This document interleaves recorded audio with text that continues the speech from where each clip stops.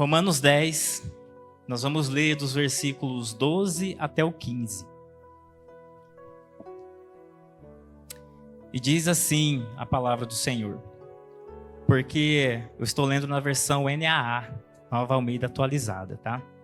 Porque não há distinção entre judeu e grego, uma vez que o mesmo é o Senhor de todos, rico para com todos os que o invocam. Porque todo aquele que me invocar o nome do Senhor, porque todo aquele que invocar o nome do Senhor será salvo. Verso 14. Como, porém, invocarão aquele em quem não creram? E como crerão naquele de quem nada ouviram?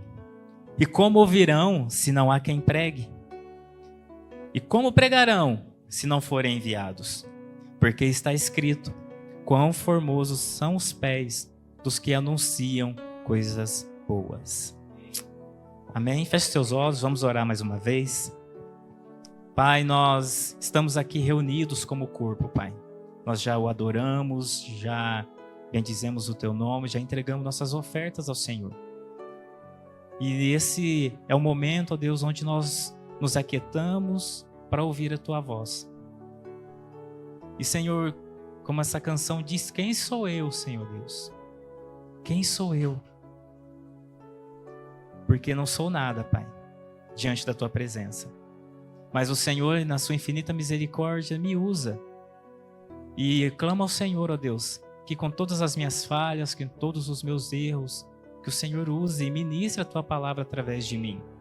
Que flua o Teu Espírito Santo aqui e me esconda na fumaça da Tua glória. E que o Senhor venha a abrir os nossos ouvidos para estarmos, ó Deus, aprendendo mais daquilo que o Senhor tem para cada um de nós. Em nome de Jesus, eu te agradeço por essa oportunidade. Em nome de Jesus. Amém. Irmãos, eu não sei quantos de vocês já pararam para pensar qual que é a maior distância do mundo. Talvez alguns de nós pensem que a maior distância do mundo é até o Japão. Talvez alguns de nós pensem que a maior distância do mundo é irmos até os polos da Terra. Mas eu ouso dizer que a maior distância do mundo talvez também não seja daqui até as estrelas, até o Sol. Mas então, qual seria a maior distância? A verdade, meus queridos, é que a maior distância existente é a que separa um coração pecador de um Deus que é totalmente santo. Essa é a maior distância que existe. E se nós olharmos para o mundo hoje, olharmos para a guerra, né, nós temos visto aí a questão, né, teve um tempo aí que estava na mídia a questão da guerra em Israel, ali do conflito, né, o conflito ali também entre Rússia e, me fugiu o nome do outro país aqui, a Ucrânia, obrigado. E às vezes nós olhamos para esses contextos de guerra, de dor, de tristeza, e às vezes nós olhamos para a maldade humana e talvez às vezes nós olhamos para os nossos próprios erros, para aquilo que nós temos feito, para aquilo que nós temos cometido, para as nossas falhas. E talvez pode ser que surja também uma pergunta dos nossos corações. Diante de tanta dor, de tanto sofrimento, diante de tanta angústia, como pode o amor de Deus nos alcançar? Mesmo diante dessa distância tão grande, como pode o amor de Deus chegar até nós? E como é que uma notícia, há 2000 anos atrás, lá do outro lado do oceano, pode mudar a vida de alguém aqui? Como pode? E muitos de nós achamos que essa distância talvez seja, ou já passou pela nossa cabeça, que essa distância é impossível de ser eliminada. E muitas vezes é isso que nós fazemos, quando nós olhamos para alguém e dizemos, aquele ali não tem jeito. Aquele ali nem Deus, nem Jesus.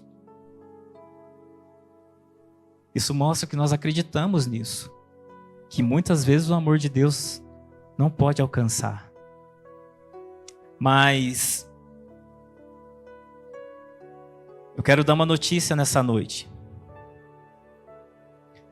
Porque mesmo que nós nos sintamos longe de Deus, Ele se importa. E eu quero te dar uma notícia maravilhosa nessa noite. Deus não apenas olhou para esse abismo existente entre nós e Ele, como Ele também construiu uma ponte sobre esse abismo. E hoje, através desse texto de Romanos 10, nós vamos então descobrir que você e eu fomos chamados não apenas para atravessar essa ponte, mas nós também fomos chamados a instruir as pessoas a atravessarem essa ponte. E para nós entendermos então o que Paulo está dizendo aqui nesse versículo, nesse pequeno trecho que nós lemos, nós precisamos olhar para o que estava acontecendo naquele momento no coração de Paulo. No coração de alguém que estava ali escrevendo uma carta, uma pequena carta, para um povo, para uma igreja. Paulo, ele se encontrava em um momento de angústia. Ele olhava ali para o seu próprio povo, os judeus, e via que a maioria deles rejeitava a Jesus. A maioria deles, um povo que viu tudo e viveu tudo aquilo que Deus fez, estava agora rejeitando o Filho de Deus. E isso angustiava o coração de Paulo. Mas ao mesmo tempo, Paulo também via pessoas que talvez nem soubessem sobre os feitos de Deus ou nem sabiam quem era esse Deus, se entregando, indo à igreja, entregando seu coração a Cristo. E esse povo, que talvez não soubessem quem era Deus, eram chamados de gentios. Éramos eu e você, que por amor a Deus, Jesus morreu por nós. E talvez, surge então uma pergunta, no coração de Paulo. Será que Deus falhou com o seu povo? Será que o plano de Deus mudou? Meus queridos, Deus é imutável. E Deus é infalível. Então o plano dele não pode ser frustrado. E o nosso Deus não falha jamais. E Paulo então escreve Romanos, explicando isso nos capítulos anteriores, de que Deus é soberano e de que Deus nunca falha. Mas quando ele chega aqui no capítulo 10, ele vai fazer algo extraordinário. E é sobre isso que nós vamos falar nessa noite, que ele traz o outro lado da moeda. Paulo aqui, ele vai falar sobre a responsabilidade do homem. Deus, ele viu o abismo, Deus, ele criou a ponte, mas para atravessar essa ponte, existe uma responsabilidade que cabe a cada um de nós. Ele está explicando que a salvação aqui não é uma questão de origem, não é uma questão de religião.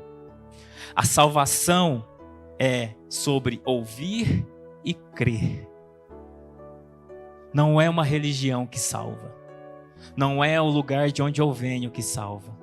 O que salva é quando eu ouço a palavra de Deus e eu creio na palavra de Deus e aceito a ponte sobre esse abismo. Cristo, Jesus, nosso Redentor e nosso Salvador. Então ele está escrevendo para uma pequena igreja em Roma, cercada por um império pagão, e dizendo a eles: não importa quem vocês sejam, se você ouvir, se você crer e invocar o nome do Senhor, você será salvo. É nesse cenário, então, de quebra de barreiras, que Paulo escreve esses versículos que nós acabamos de ler. Eu queria que você imaginasse uma casa com uma porta imensa, onde qualquer pessoa, de qualquer lugar, possa entrar. É exatamente essa imagem que Paulo nos dá aqui. O que Paulo está tentando fazer aqui é derrubar a ideia de que Deus escolhe alguém, de que Deus escolhe times, de que Deus tem seus favoritos. Ou então que ele prefere eu ao Miguel. Ou ele prefere o Samuel ou ao Alex. Nosso Deus não é um Deus de favoritos. O nosso Deus é um Deus que salva todo aquele que nele crê. Deus não faz acepção de pessoas. O convite é para todos. No versículo 12, Paulo vai dizer que não há diferença entre judeu e grego. Ele está trazendo, então, aqui que não importa se a pessoa é rica, se a pessoa é pobre, se ela tem faculdade, se ela é analfabeta, se ela é bonita, se ela é feia, se ela é gordinha, se ela é magrinha, não importa. O que Paulo está dizendo aqui é: Cristo é Senhor de todos. E repare que Paulo usa essa palavra no plural, todos. Porque isso significa que não existe um povo. Isso significa que nenhuma raça ou nação, não existe nenhuma nação, nenhum povo na qual Jesus não reina. Jesus é soberano e governa todas as nações. Todos os povos pertencem a Cristo. Como Pedro então descobriu em Atos 10, 34 e 35, que Deus não olha a cor da pele, Deus não olha para a nossa conta bancária. O que Deus vê em nós é a nossa necessidade humana e aceita todo aquele que crê e teme a Ele. O senhorio de Cristo, Ele é universal, Ele reina sobre todas as nações, culturas e línguas, sem nenhuma distinção.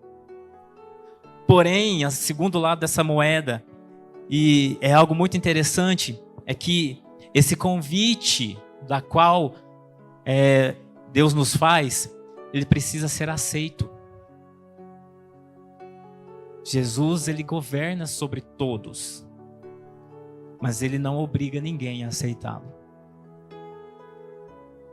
A resposta a essa chamada, a esse convite, é algo pessoal, é íntimo.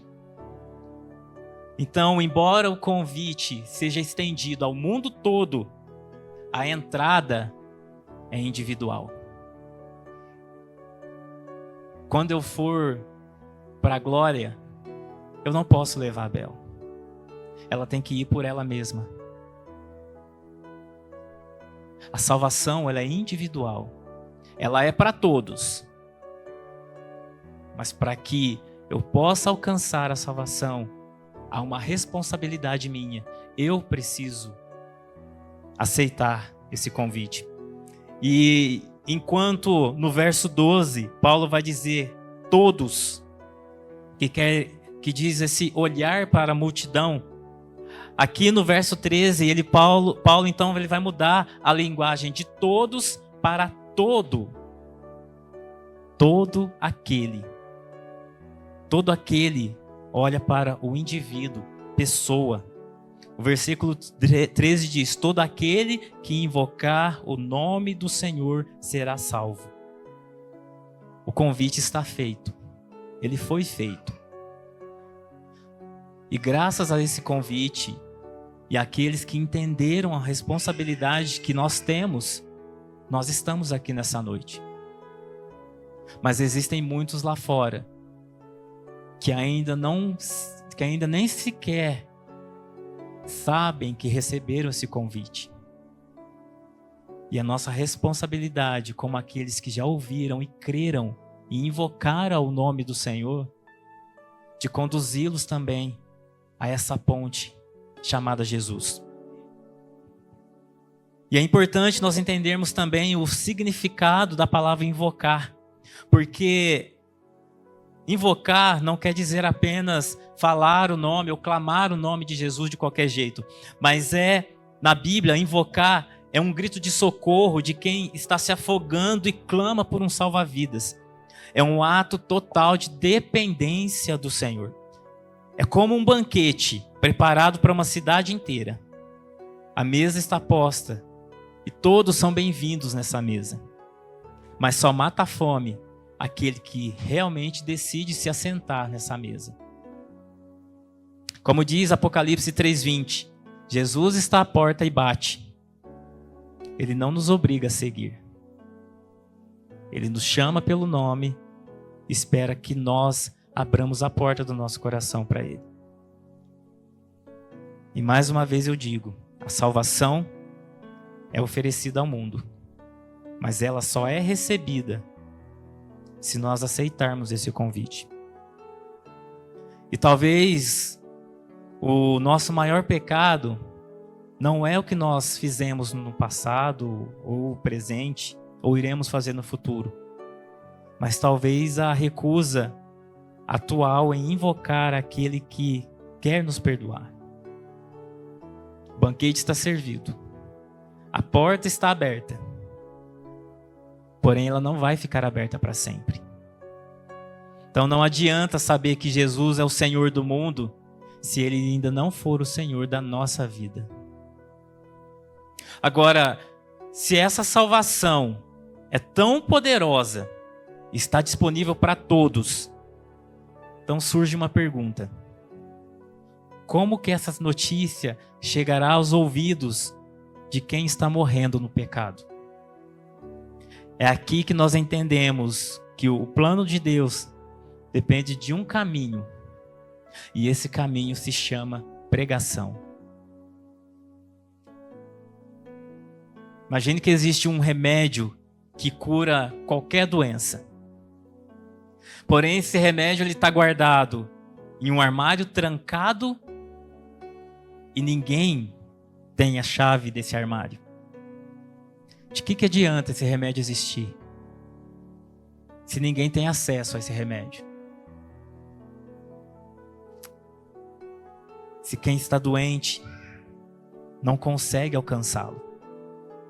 Paulo, então, ele vai usar uma lógica muito clara aqui. A fé, ela não nasce do nada. Ninguém acorda cristão por mágica. Para alguém crer em Jesus, essa pessoa precisa primeiro ouvir falar de Jesus. Lá no seminário, nós lemos muito.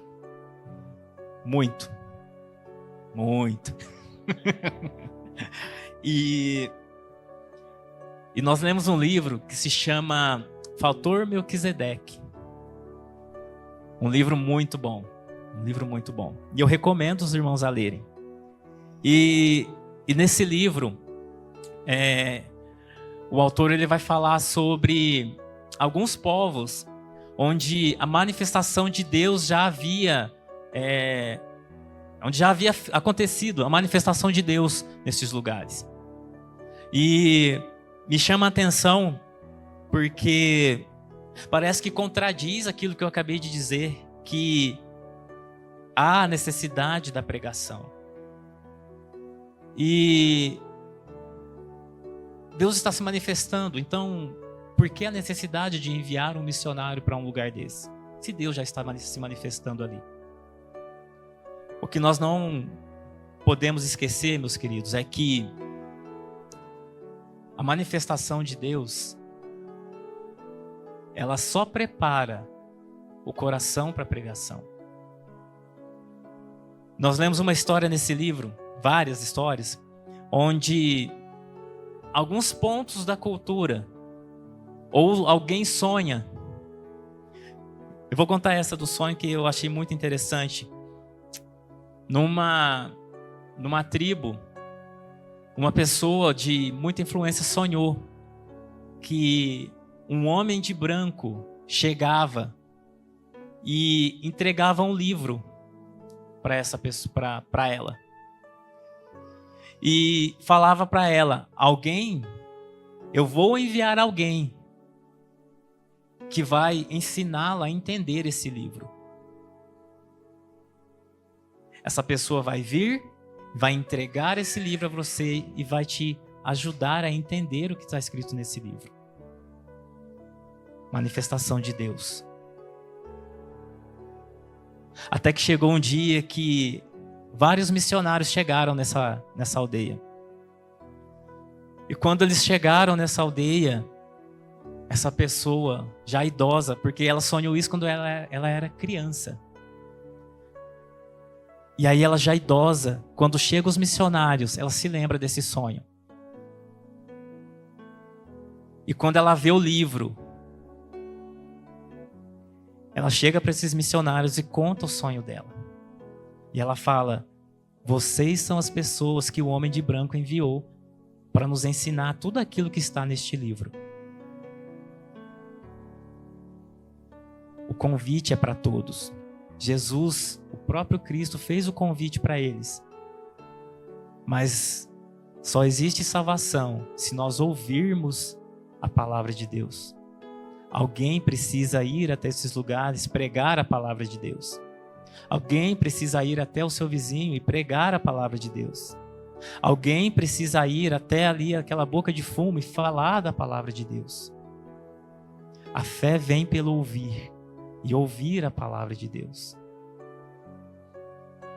Deus poderia simplesmente fazer tudo isso sozinho, mas Ele, por misericórdia e amor, nos escolheu para estarmos junto com Ele nessa empreitada, nessa missão. Então Deus escolhe usar pessoas para salvar pessoas. Ovelha gera ovelha. Não tem como fugir disso. Ele preferiu usar a sua voz e a minha. E a pregação do Evangelho é como essa ponte. De um lado está o amor de Deus e do outro lado o coração do homem. E a ponte que liga os dois é a palavra de Deus sendo falada através de nós. No Salmo 126, nós vemos que o semeador precisa sair levando a semente. Se a semente da palavra não for espalhada, não haverá colheita de vidas para o reino. Essa é a nossa responsabilidade. Muitas vezes nós achamos que evangelizar é tarefa apenas para o pastor ou do missionário, né, que foi lá para a África, que foi lá para o Congo, que foi lá para o Nepal. Mas Paulo está dizendo aqui, falando com a igreja toda: se você conhece a Cristo, você é um elo dessa corrente. Se você se cala, o elo se quebra e a mensagem não chega. Romanos 1,16 vai dizer que o Evangelho é o poder de Deus para a salvação. O poder não está na nossa inteligência, está na mensagem. A nossa responsabilidade não é convencer ninguém, é falar da palavra de Deus. Quem convence é o Espírito Santo. A responsabilidade do convencimento é do Espírito. A responsabilidade de nós, como filhos de Deus, como servos de Deus, é pregar a palavra. Paulo vai dizer isso a Timóteo: pregue a palavra. Pregue a palavra. Pregue a palavra. O silêncio da igreja, meus queridos, pode ser a sentença de morte de muitos que estão vivendo no pecado. Se nós que temos a chave desse armário para entregar esse remédio que cura tudo, não decidirmos abri-lo, o sangue daqueles que morrem sem ouvir cairá sobre nós. A fé vem pelo ouvir, mas o ouvir depende da nossa coragem de falar. Como crerão se não há quem pregue?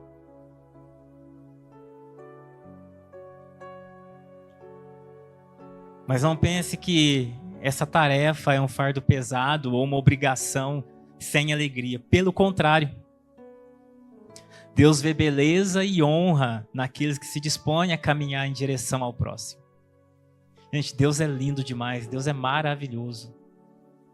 Porque nós poderíamos estar pregando e Deus simplesmente dizer, é sua obrigação pregar. Mas, além de Ele nos entregar o próprio Filho, Ele ainda nos abençoa, nos honrando com a alegria de ver outra vida se entregando a Cristo.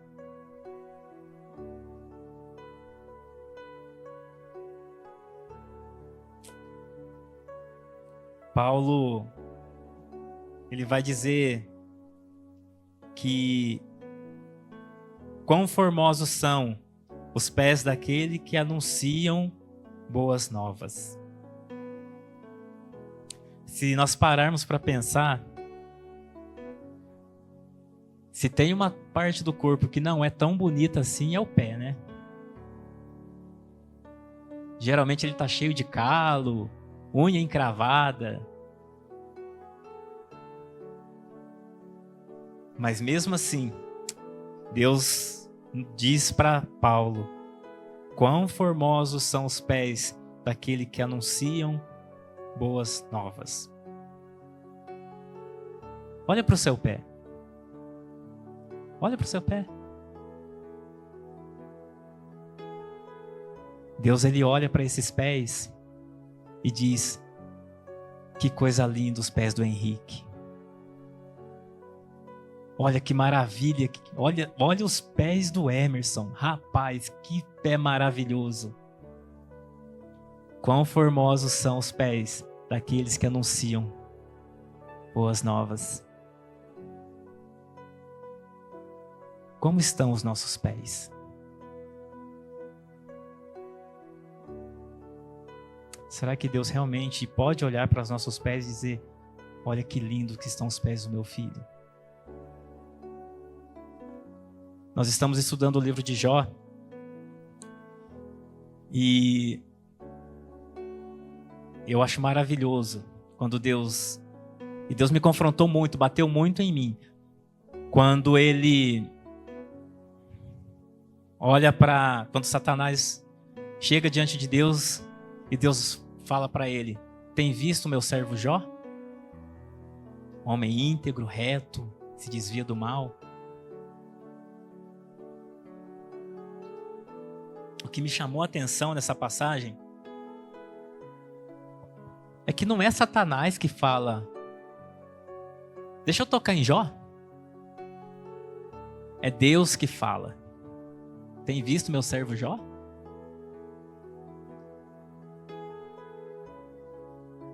Sobre o que o nosso nome, como o nosso nome está sendo falado no céu. Como que Deus tem dito aos anjos sobre nós.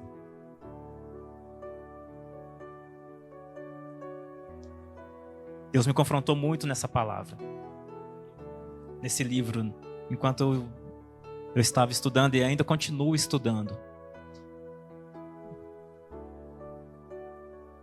A beleza não está no pé em si, mas ela está onde os seus pés te levam. O pé do mensageiro é bonito porque ele traz a melhor notícia do mundo. Você não está mais condenado. Deus te ama e Cristo reina. Como diz Isaías 52:7, de onde Paulo tirou essa frase. Esses pés anunciam a paz e a salvação. Quando os nossos pés se movem para levar Cristo, eles estão repetindo o que Jesus fez ali em Lucas 19:10, quando ele mesmo caminhou para buscar e salvar o que havia se perdido. Quão formosos são os pés daquele que anunciam boas novas. E não apenas Isaías fala isso. E eu acho engraçado porque para mim não existiu um missionário além de Cristo maior do que Paulo.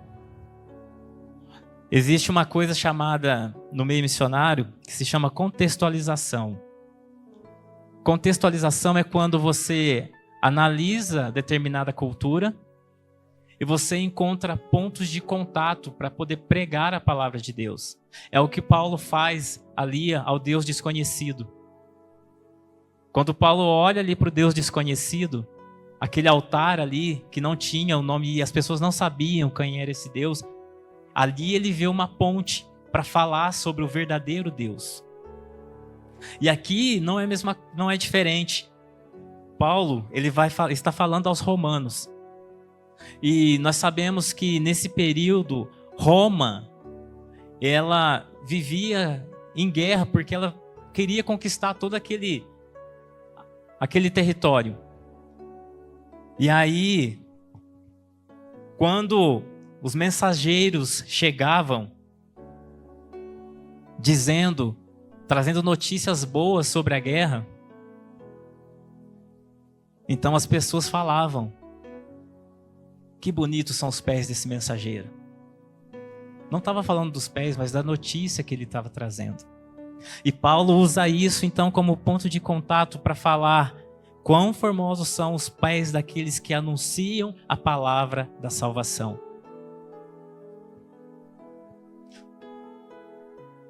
Em uma época de tantas notícias ruins, fofocas e palavras que destroem, nós, cristãos, devemos ser alguém que caminha para levar a paz às pessoas.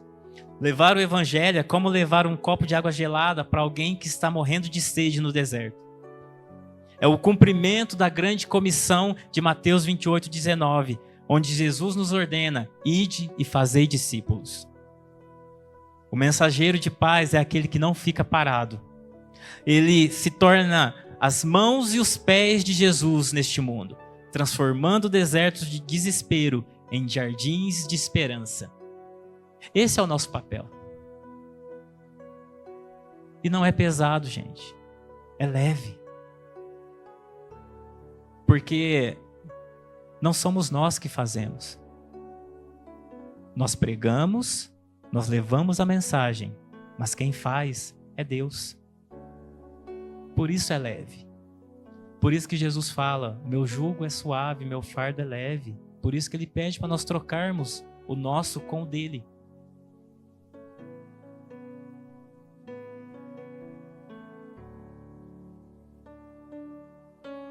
É claro que haverá resistência. É claro que muitas pessoas não aceitarão esse convite. Mas não cabe a nós decidir quem entra no banquete. O que cabe a nós é levar o convite. Quem vai decidir se vai se assentar à mesa do banquete ou não é quem recebeu esse convite. O que nós podemos fazer é orar para que ele entenda esse chamado, para que ele entenda que existe algo muito melhor além daquilo que nós vivemos aqui. Os nossos pés, eles são formosos não porque nós somos perfeitos ou porque nós somos grandes heróis, mas é porque nós carregamos a mensagem do rei que já venceu. Nós não precisamos ter todas as respostas. O que nós precisamos é estar dispostos a caminhar. Quando Deus nos chamou para a missão, há 2 anos e meio atrás, quase 3 anos atrás, Deus só falou: vai. E aquilo para mim não fazia sentido. E a minha esposa está aqui como testemunha. Eu já contei isso algumas vezes. Eu não queria ir. Para mim estava confortável aqui em Poços, a vida estava boa, as coisas estavam começando a caminhar para mim financeiramente. Cara, eu vou sair daqui, vou para Brasília, estudar, para ir para um lugar onde ninguém me conhece, onde eu não conheço ninguém, onde muito provavelmente eu não vou saber a língua. E para quê? Eu falei, vou nada. Vou ficar quietinho aqui. Vai faltar tudo para mim lá. A coisa aqui tá boa. E aí Deus falou comigo, vai porque não vai faltar nada. E meu coração endurecido, eu falei, não vou. Até que a gente participou de um encontro com Deus. E Deus usou tremendamente a vida do Luan e da minha esposa naquele dia. Enquanto eu estava orando com um irmão muito querido meu, Abel estava do outro lado orando. Deus, fala com o Miguel. Fala com ele. E aí, eu vi o Luan. Quem conhece o Luan sabe que quando Deus toma ele, ele tem os tiques, né? E aí ele começou com os tiques dele. E veio pro meu lado. Eu falei, meu Deus. E aí, quando ele chegou, ele colocou a mão no meu ombro e falou assim, Miguel, você tem medo? Ou melhor, ele falou assim, Miguel, você tem dúvida? E eu falei para ele assim, dúvida eu não tenho. E realmente eu não tinha dúvidas de que era Deus que queria que a gente fosse para lá. Mas eu falei para ele, mas eu tenho medo. E aí, o Luan olhou para mim e falou, pois é, Miguel. Deus mandou te falar.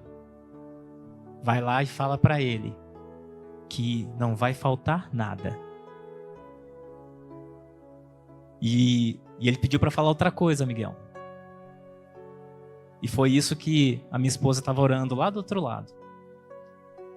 Você está indo para lá porque você vai começar a escrever a sua história. Não é a história da Jezebel, não é a história de fulano, não é a história de ciclano. É a sua história.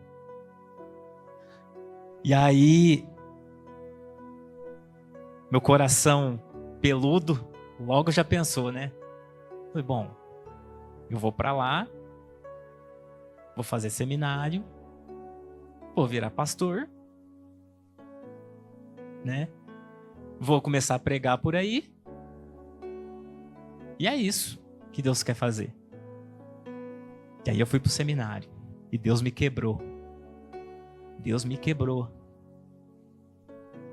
Ele não me quebrou somente, ele me triturou nesse seminário. Porque da forma como eu estava, não servia para ele. Ele precisava de um novo Miguel. E aí ele me moeu, e me moeu, e me moeu.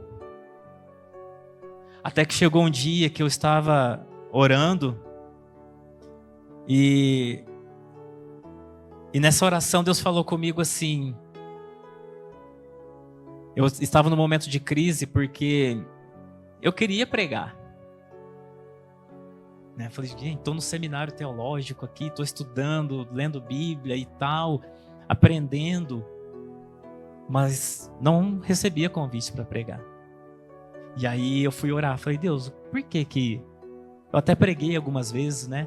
Mas eu falei, o que está acontecendo, Deus? Eu estudo a palavra, eu leio, né? Medito, o que está acontecendo? E aí Deus falou comigo assim, porque eu trouxe você aqui para escrever a sua história. Eu falei, pois é, Deus. Eu quero escrever a minha história. Aí ele me disse, pois é, Miguel, você está escrevendo a sua história.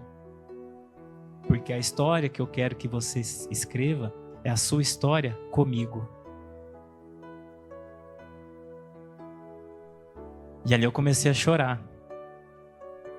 Porque até então eu não havia percebido o quanto que Deus já tinha me transformado. Mas é um caminho que eu não queria seguir. E aí, o pregar já não era mais o foco. E aí eu falo que eu comecei que lá eu conheci Cristo de verdade. Eu achava que eu conhecia Cristo. Mas lá Eu me apaixonei por ele. E hoje eu não consigo mais pregar ou ler a Bíblia sem enxergar Cristo nisso. E foi tão engraçado porque a partir daí as portas começaram a se abrir e eu comecei a pregar. E por que eu estou contando tudo isso? O que isso tem a ver com a questão do caminhar aqui, de ter os pés formosos? Porque existe um caminho pela qual Deus te chamou para seguir. E muitas vezes não vai ser fácil. Muitas vezes Deus vai te quebrar. Muitas vezes Deus vai te moer. Porque Ele precisa de alguém transformado para alcançar alguém que precisa ser transformado. É isso que a palavra faz. Esses são os formosos pés que Deus anseia de uma pessoa transformada, que não importa qual caminho Deus está o levando. Nós não sabemos o nosso destino. Nós não sabíamos para onde nós iríamos. Até 6 meses atrás. Quando Deus falou comigo. Ela já sabia. E ela quietinha, olha lá. Ela já sabia. E aí eu fui orar de novo. Falei, Deus, rasguei meu coração para Deus. Falei, Deus, a gente está aqui já há 2 anos. Vamos fazer 2 anos e meio. Daqui a pouco faz 3 anos e a gente não sabe para onde a gente vai. As pessoas nos perguntam para onde você vai. E eu digo, não sei. Deus não falou nada. E as pessoas não entendem isso. E aí foi uma irmã lá fazer 3 meses de curso lá. E essa irmã chegou um dia lá, foi Deus que preparou esse dia. Eu cheguei no seminário, não tinha chegado ninguém ainda, a Bel nesse dia não pôde ir. E aí ela chegou mais cedo do que ela costumava ir. E a gente começou a conversar. E ela começou a falar do campo missionário. E começou a falar do campo missionário. E começou a chorar. E começou a chorar. Eu quero ir para esse campo. Eu preciso ir para esse campo. Porque foi onde Deus me chamou para servir. Foi onde Deus me chamou para pregar a palavra dele. E eu fiquei indignado ali. E fui para casa de novo. A Bel sabe meu cantinho de oração. É o sofá. Gente, eu debruço naquele sofazinho e ali eu me rasgo diante de Deus. E nesse momento eu me rasguei diante da presença de Deus e falei, clamei ao Senhor, falei, Deus, é isso que eu quero para a minha vida. Esse queimar, esse coração ardente por um povo, por uma nação, por uma etnia, não importa para onde o Senhor quer nos levar, mas por favor, nos dê um povo para a gente amar esse povo, para a gente poder amar de verdade esse povo. E aí Deus falou assim comigo, povo tal, no país tal. Aí eu olhei para cima e falei, o quê? De novo, povo tal, no país tal. E eu comecei a chorar, porque era um povo que eu dizia para Deus, Deus, eu não quero esse povo. O Senhor me leva para qualquer lugar, para esse não.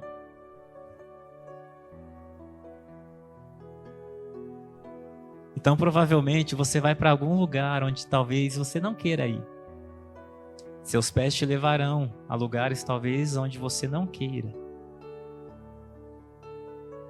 Mas se for Deus que falou, vá. Porque Deus tem um propósito. Na sua vida e na vida de alguém.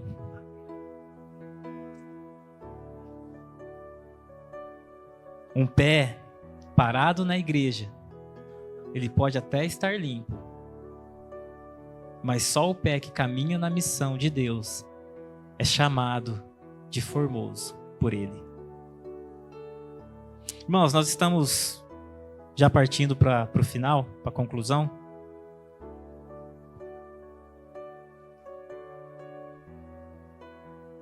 E eu queria dizer o seguinte, que a salvação é para todos, mas ela só alcança quem ouve a palavra e invoca o nome de Jesus.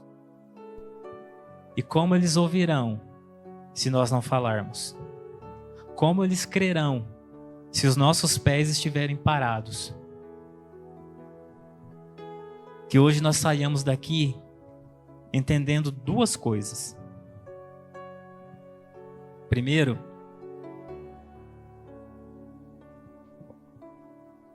que o abraço de Jesus está aberto para todos nós, não importa quem nós somos.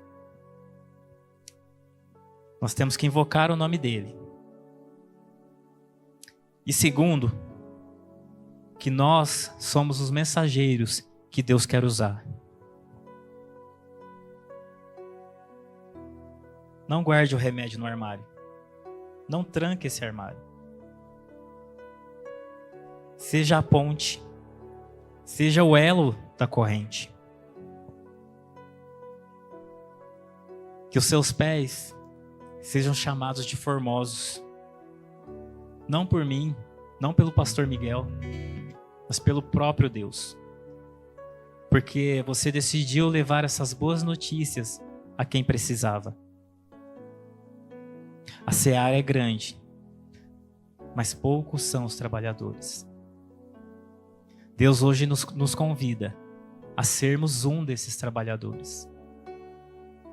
Os campos estão brancos.